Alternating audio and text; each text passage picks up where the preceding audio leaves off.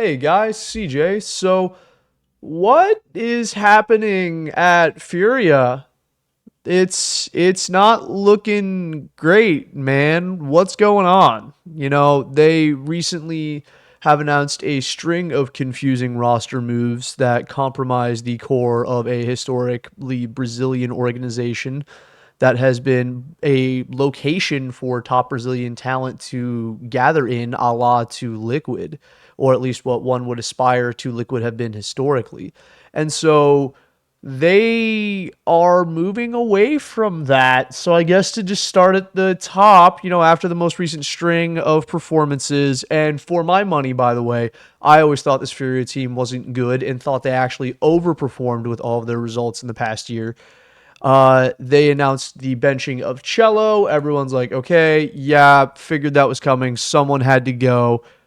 And then they announced the signing of Molodoy from Omcall, who, don't get me, there's nothing horribly wrong with Molodoy as an individual, but him going over to Furia is so questionable on so many levels because A, Fallen is now giving up the op.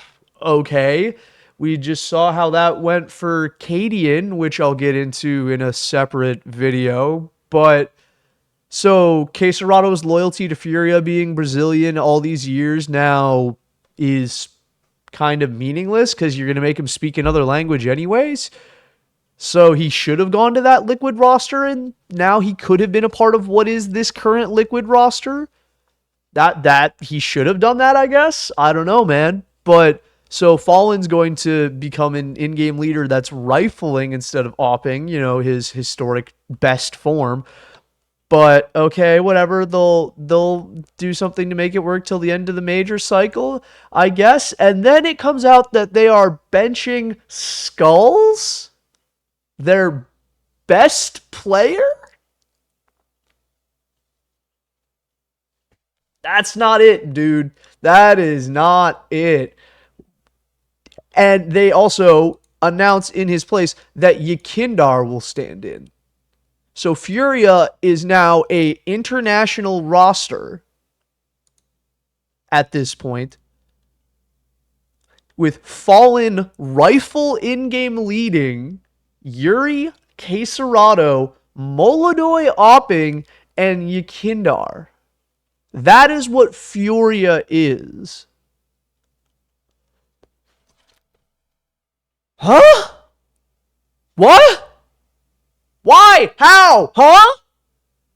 Is this a consequence, obviously, of buyout issues that have plagued the South American scene that we've heard about for years now? Even going back to the recent example of Skulls going to Liquid for a larger than what would be expected for someone at that point in his career sum of money. To see it reach such a breaking point that talent cannot be moved upward within the region to consolidate within Furia, or Furia has jeopardized its position somehow to not be able to get that talent.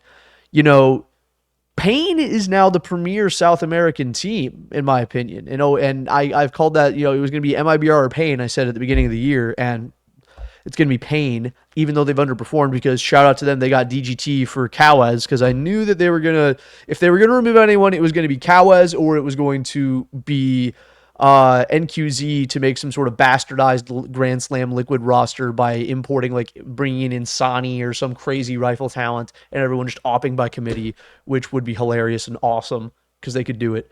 But either way, it's concerning, and, then to even hear about the rosters, rumors were going around about even potentially Perfecto and Simple joining this. Those are fairly unsubstantiated rumors.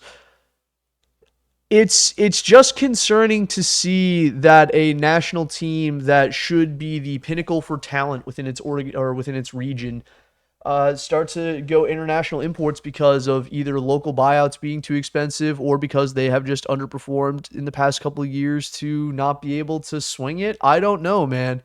I have no idea how to react to this. I can't make some grand declarative statement about Furia's intent. It's just confusing. Why is this happening? Why are we here? I don't know. but God help them, they're still doing better than Astralis.